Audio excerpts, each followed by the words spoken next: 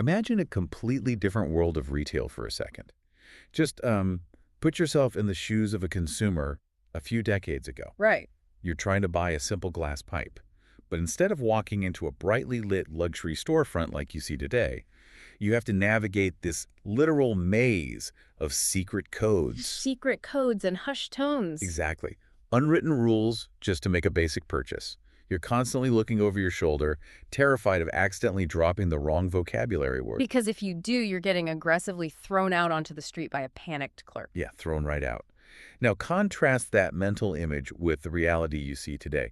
Think about the modern Apple Store-esque dispensaries. Oh, the high-end smoke shops. Right, where these exact same items are displayed under custom lighting. Yep. They're treated like high-end jewelry or fine art. The contrast is massive. Yeah. Going from a hidden and highly stigmatized subculture to a mainstream luxury retail experience is a profound economic shift. It really is. And it becomes especially compelling when you consider how the physical products themselves underwent a radical transformation just to match that cultural shift.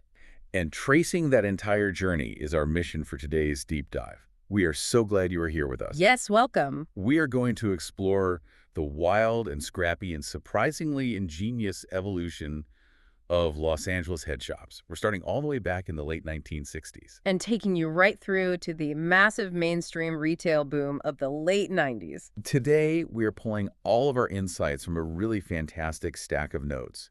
It's based on a retrospective provided by Nug Notes. And the material is appropriately titled The Glass Revolution, Los Angeles Headshops, and the Bong Boom. Okay, let's unpack this, because the sheer amount of cultural history tucked into these storefronts is just mind-blowing. It's a very rich history, and I think we need to establish right away that looking at this purely as a story about paraphernalia really misses the bigger picture. Oh, completely. This is actually a fascinating case study in supply, demand, and cultural semantics. The semantics, yes. It reveals how businesses operate under extreme legal pressure, how entrepreneurs innovate when their backs are completely against the wall, Right. and how society's changing perception of a single object can totally dictate its economic reality. So let's take you all the way back to 1967. Picture Vandoy's Boulevard in Los Angeles. The scene is incredibly different. Very different. We are introduced to a legendary spot called Captain Ed's. The whole operation essentially started by accident. A total accident. The founders, Bob and Ed, had just scored out in Venice, and they were hunting around for something as simple as rolling papers. Which you'd think would be easy to find. Right, but they couldn't find what they needed anywhere.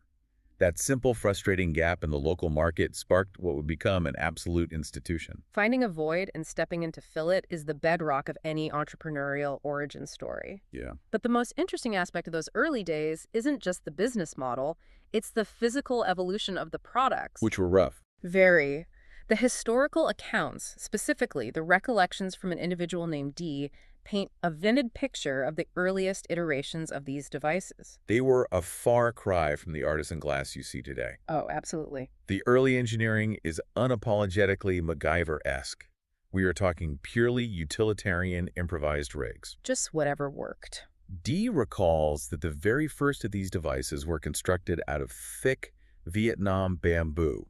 Bamboo? Yeah, when bamboo wasn't available, they were making improvised setups out of whatever they could scavenge. They were literally taking apart desk lamps. Desk lamp. Just to use the hollow metal threading and tubes. Think about the mechanics of that for a second. It's wild. You were constructing a piece of smoking apparatus out of cheap, repurposed lighting fixtures. Because it wasn't about aesthetics at all. It was a pure functional solution. Exactly. There was no established manufacturing base for these items at that point. Consumers and early shop owners had to be incredibly resourceful because they were operating in a vacuum. Right. Bamboo is hollow and durable. And metal lamp parts already have the necessary threading and airtight tubes. It solved a practical problem using cheap, readily available materials. Completely devoid of any artistic aspirations. It was raw utility. But that raw utility eventually hits a ceiling. As we move out of that improvised era and into the late 1980s and early 1990s, the timeline shifts. Into what is referred to as the first Bong era. Yes, the first Bong era. This is where a pioneer brand called Graphics enters the chat. And they completely rewrite the rules of the game. Graphics pushed the industry forward through a combination of manufacturing innovation and incredibly smart branding. They moved the production away from scavenged metal and heavy bamboo. Right, and started utilizing wider and taller acrylic builds. This material shift was crucial. Very crucial. They introduced metal pull stems and, most importantly, modular parts. Which was huge. If you dropped your piece and a specific part broke, you didn't have to throw the whole thing away and buy a new one. You could simply replace the broken component. It was a massive leap in product lifespan and user experience. But the physical design was only half the battle. We have to talk about the branding brilliance of graphics. Oh, the branding was genius. They slapped this iconic, slightly menacing gesture logo right on the side of their product. The gesture logo, yeah. Almost overnight, you weren't just buying a generic plastic tube to get the job done. You were buying a graphics. It became a massive ask for by-name retail staple. Right. Consumers would walk into a shop specifically requesting that brand, which is a dynamic that existed long before the high-end artisan glass culture ever took hold of the scene. And reaching that level of brand recognition is a huge milestone for any business. But for an industry operating in the gray market, it's transformative. It really is. It signifies a transition from a purely functional underground commodity to a recognizable consumer product. But there's a flip side to that. Always. When an underground industry starts to organize brand itself and become highly visible, it inevitably attracts the attention of law enforcement. Yeah, it does. This visibility painted a massive target on their backs, leading to a severe, dramatic turning point. The pushback was intense. In 1991, the federal government decided to make an example out of the visible market. United States Customs executed a massive coordinated bust in Los Angeles. We are talking about the seizure of 3 entire semi-trucks full of merchandise. 3 semi-trucks. The estimated value of that inventory was a staggering $3.5 million. Wow. Imagine the economic devastation of having 3 truckloads of your industry's primary product wiped off the map in a single day. An enforcement action of that scale is essentially an extinction-level event for an emerging undercapitalized industry. Yeah. A $3.5 million loss in 1991 dollars completely shattered the supply chain. The resulting raised the financial seizures, and the sheer weight of the sudden legal pressure forced the entire Los Angeles scene to retreat completely underground. The open retail experiments of the graphics era were suddenly far too risky to maintain. But consumer demand doesn't just evaporate because the supply gets seized. People still wanted the product. They absolutely did. And this leads to one of the most compelling survival stories in this entire retrospective. Fast forward to the mid-90s. The open warehouses are gone. Gone. Instead, picture a secret clandestine operation running out of a residential garage in Pasadena. Right, in suburbia. To add a layer of suburban absurdity to it, this particular garage was located just 2 doors down from a private elementary school. You can't make that up. You have a crew of glass blowers in there, strictly after hours, secretly heating Pyrex by hand and shaping pipes in the dead of night to avoid detection. What's fascinating here is how that extreme, suffocating underground pressure ironically birthed Los Angeles's rich custom glass culture. Irony at its finest. Because of the high consumer demand and the strict enforcement laws, innovation simply couldn't happen in large urban mechanized factories anymore. It was forced into these quiet, improvised, enclosed rooms. Yes. Working with Pyrex by hand, especially in a secretive environment, requires immense technical skill and incredible patience. You really have to know what you're doing. The absolute necessity of hiding away in a garage inadvertently fostered a hyper-focused environment of true, meticulous craftsmanship. The ultimate unintended consequence of a crackdown. It really is. But the law enforcement side of the equation was dealing with its own internal contradictions. LAPD Lieutenant Bernie Larold was on the front lines of this. Right. And he reported seizing nearly 30,000 pounds of paraphernalia in just the first half of 1996 alone. 30,000 pounds. 30,000 pounds of glass and acrylic. Yet, even as they were pulling in those massive numbers, both Customs and the LAPD were beginning to publicly admit a quiet truth. Which was? In the grand scheme of Los Angeles, crime, hunting down glass pipes, just wasn't a priority. It was a massive misallocation of resources. When you compare the effort required to raid Pasadena garages against the influx of hard drugs like cocaine and heroin during the 1990s, the optics and the impact just didn't align. It didn't align at all. Lieutenant Larold himself eventually reduced the entire cat-and-mouse game to basic economics. He publicly called it just supply and demand. Supply and demand. The authorities were continually seizing tons of product, but they were simultaneously acknowledging that it was a completely losing battle. The consumer desire was simply too resilient and too profitable to ever fully eradicate. So the industry is trapped in this bizarre limbo. You have incredibly high consumer demand, you have massive ongoing police seizures, Yeah. and you have these brave or maybe just stubborn shop owners trying to figure out how to keep their retail doors open without getting thrown in jail. Right. The survival tactic they landed on was a masterclass in exploiting legal loopholes. They survived almost entirely on semantics. The language loophole is perhaps one of the most conceptually interesting aspects of this entire historical era. So clever. The physical objects sitting on the retail shelf remained exactly the same, but the vocabulary used by the people in the room dictated its legal status. Walk into one of these shops in the mid-90s, and you are stepping in to a highly choreographed stage play. You would immediately see mandatory signs plastered everywhere stating for tobacco use only. Everywhere. And there was a very specific, inflexible script you had to follow at the counter. Both the customers and the clerks were strictly required to use the phrase water pipe. Water pipe, yes. The retrospective highlights just how absurd yet entirely necessary this daily charade was. It is a performance. If you as a customer walked up to the counter, pointed at a 3-foot neon acrylic tube, and used the banned word bong that triggered an immediate non-negotiable refused sale, Immediate. the clerk would literally have to break character, point to the door, and kick you out just to protect themselves legally. If we connect this to the bigger picture, it's a brilliant high-stakes example of language acting as a tangible legal shield. Yeah, it was shield. Every single person involved understood the reality. The authorities knew exactly what those items were predominantly used for, the shop owners knew, and the customers certainly knew. Everyone knew. But by adhering strictly to the mandated semantics of specialty tobacco use and water pipes, the shops created a thin yet legally functional layer of plausible deniability. It was a stressful game of pretend played out under fluorescent lights in retail spaces all across the city every single day. It's essentially a secret handshake. But the handshake is just pretending you're deeply, passionately enthusiastic about specialty tobacco while buying a multi-chamber Pyrex rig. Exactly. But a delicate tightrope walk built entirely on semantics is exhausting, and it couldn't last forever. The tension was bound to break. Something had to give. And in November 1996, a major cultural catalyst completely re-engineered the playing field, the passing of Proposition 215.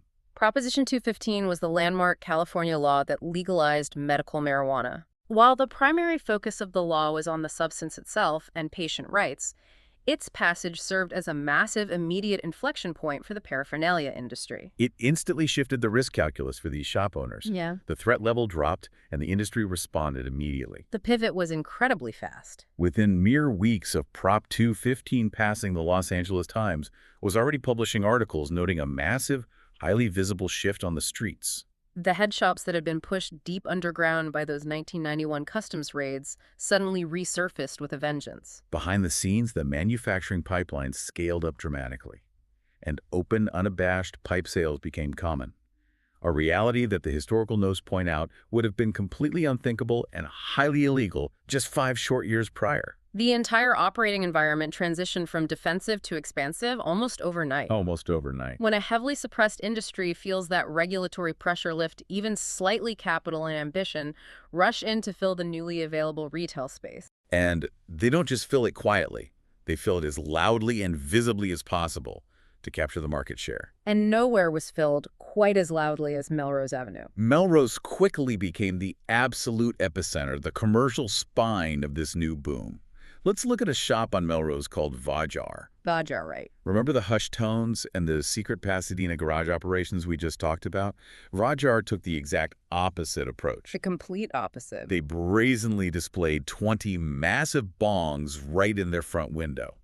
They put the product right in the sightline of every single tourist shopper and police officer walking down Melrose. Placing 20 controversial pieces directly in a front display window is a powerful intentional statement. It is. It was a declaration that the times had definitively changed. It signaled the death of the era of hiding behind tobacco, only semantics in dark corners. And aggressively moved the product directly into the harsh light of mainstream consumer culture. But the visibility didn't stop at the storefront window. No, we have to dive into the story of Craig X. Rubin, who owned another Melrose shop called 2000 BC. 2000 BC, that location was legendary in the scene. It featured a massive internal display area that was literally known to customers as Bong Canyon, Bong can. just a sprawling canyon of glass. But Rubin's real genius wasn't his interior design. It was his unprecedented approach to marketing. Rubin took a strategic step that legitimized the industry in a way very few others had even considered attempting. He utilized traditional mass media television advertising. He took a product that had spent decades in the shadows and thrust it into the most mainstream medium available. He ran local cable television ads. We are talking about paid commercial spots running across West Los Angeles that reached an estimated 450,000 homes. Just picture the surreal nature of this. You'd be sitting on your couch watching standard cable programming. And suddenly, sandwiched between a commercial for a local car dealership and an ad for laundry detergent, a commercial for 2000 BC comes on. He even ran one legendary ad spot that famously riffed on the Rodney King, quote, looking directly at the viewers and asking, "Can't we all get a bong?" The sheer audacity of that marketing strategy is brilliant. He is actively leveraging a highly recognizable cultural touchstone to sell what just a few years prior was heavily seized illegal contraband. Right. By putting it on local cable television, he wasn't just advertising his store, he was fundamentally normalizing the product to the average consumer. He was telling 450,000 households that buying this product is as normal and routine as buying a used car or a new mattress. And the financial return on that audacity was staggering. Rubin claimed that those specific television ads drove over 60% of his total foot traffic. It pushed his annual revenue up to roughly $600,000. For a single independent shop in the late 90s selling a product that used to require secret codes, that is a massive, undeniable commercial success. That revenue figure completely validates what Lieutenant Larold was saying about supply and demand. It proves that the immense demand wasn't just present. It was incredibly lucrative once the industry was allowed to operate openly and utilize standard aggressive business marketing practices. And naturally, that level of financial success inevitably funded the next phase of the cultural evolution, the upscale shift. The evolution from the dusty underground Pyrex garage to absolute curated luxury. This is where the modern dispensary aesthetic really starts to take root. In 1996, a shop named Galaxy opened its doors, also right on Melrose. The owner, Russ Series, stocked a massive inventory of around 1,000 pipes. 1,000. But he didn't just open a retail store with glass on shelves. He completely transformed the space into a multi-use upscale experience. It was a head shop, an art gallery, and a juice bar all rolled into one. A juice bar. He was even hosting live glass-blowing demonstrations, bringing in a professional artisan from Oakland to craft pieces right in front of the customers. This is a crucial, sophisticated development in retail psychology. By combining the sale of glass pipes with the ambiance of an art gallery and a juice bar series, was actively curating a lifestyle experience. He was intentionally elevating the product away from its illicit roots. Bringing in a professional glass blower for live demonstrations fundamentally changes the consumer's relationship with the object. They are no longer just buying a functional tool to consume a substance. They are watching an artisan craft a unique piece of art. It adds a layer of perceived value and sophistication. It's experiential retail way before its time. But while Melrose Avenue was the flashy, highly visible spine of the movement, we have to acknowledge the absolute pioneers out in the San Fernando Valley. The SFV staples were doing the heavy lifting for the local culture. The historical notes highlight Dementia Gallery run by Cook, which was a long-lived staple, famous specifically for its early dedicated focus on high-end glass. There were also other key foundational players mentioned, like Lion's Lair over on Sherman Way and Little Pleasures on Lindley. Those valley locations were vital because they built the sustained day-to-day culture. While Melrose might have had the flash, the tourists, and the juice bars, the valley shops were providing consistent, reliable access to high-quality, artisanal products for the dedicated local consumer base. But for all these retail shops both on Melrose and in the valley to thrive simultaneously, the backstage mechanics of the industry had to undergo a massive transformation. The supply chain had to scale up. And that brings us to the wholesale boom. We are no longer talking about a couple guys sweating in a Pasadena garage. The retrospective details how massive the scaling became behind the scenes. It points to a company called Waterworks, which was operating out of a sprawling warehouse in Northridge, actively tracking and fulfilling wholesale accounts on a nationwide scale. Transitioning to a nationwide wholesale tracking system operating out of a dedicated warehouse indicates that the industry has fully structurally matured. It requires complex logistics, dedicated accounting departments, and a reliable, consistent manufacturing output that goes far beyond simply satisfying local Los Angeles demand.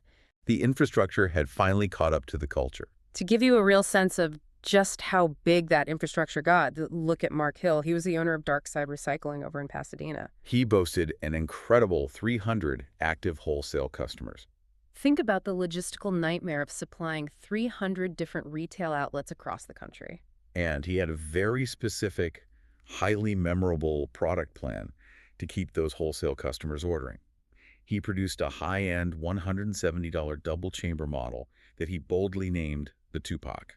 Naming a high-end complex glass piece after a prominent, globally recognized cultural icon like Tupac Shakur is a perfect synthesis of that specific era. It seamlessly blends the rise of hip-hop culture, mainstream pop culture, and the newly legitimized artisanal glass culture into a single, highly marketable consumer good. It shows an acute, sophisticated understanding of exactly who their target demographic was and what they valued. So what does this all mean for you as a consumer today? I want you to really reflect on the trajectory of this journey. It's quite a journey. We are talking about a timeline where within just a few decades, a taboo subculture that literally relied on scavenging parts from living room desk lamps and hiding out from federal raids in suburban garages transformed into a highly structured, incredibly lucrative, nationwide commercial enterprise. An enterprise complete with curated juice bars, massive wholesale warehouses, and cable TV ad campaigns. It is a stunning, undeniable display of entrepreneurial resilience. The sheer speed of that transformation is what makes this historical slice so valuable to study from a business perspective. Yeah. It perfectly highlights how quickly capitalistic market forces can absorb, legitimize, and sanitize a previously taboo industry once the regulatory roadblocks are altered or removed. The market adapts instantly. Let's quickly recap the incredible journey detailed in the Nugnote sources today. We started back in 1967, with Bob and Ed making scrappy MacGyver-style rigs out of lamp parts and hollow bamboo simply because they were frustrated looking for rolling papers. We watched the industry evolve through the brilliant consumer-friendly branding of graphics. Survived the devastating extinction-level $3.5 million customs busts of 1991. And hide out in those tense, underground Pasadena Pyrex garages. We navigated the absurd high-stakes semantics of the water pipe language loopholes. Witnessed the massive immediate cultural shift following the passage of Proposition 215 in 1996. And finally watched as the scene exploded out into the open on Melrose Avenue, complete with upscale juice bars, 1,000-piece inventories, and Rodney King-inspired cable TV commercials reaching hundreds of thousands of homes. It's a remarkable, turbulent trajectory. And this raises an important question, a final thought for you to mull over as we conclude our analysis today. Consider how the literal materials used throughout this history closely mirror the industry's broader cultural journey. The materials.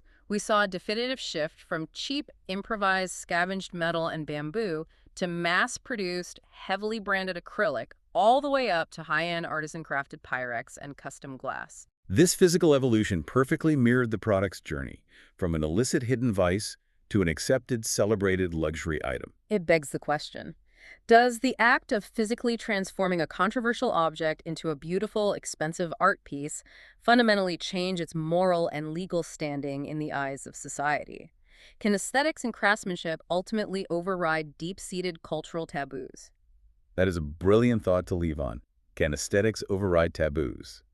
Thank you so much for joining us on this deep dive. We hope you enjoyed exploring the fascinating, scrappy, and beautifully complex evolution of Los Angeles headshops. We warmly encourage you to keep exploring, keep questioning, and keep looking into the hidden histories of the everyday retail cultures around you. If you've ever walked into a high-end dispensary today and admired a piece of custom glass under a spotlight, you're looking at the direct result of guys sweating in a Pasadena garage, dodging the LAPD.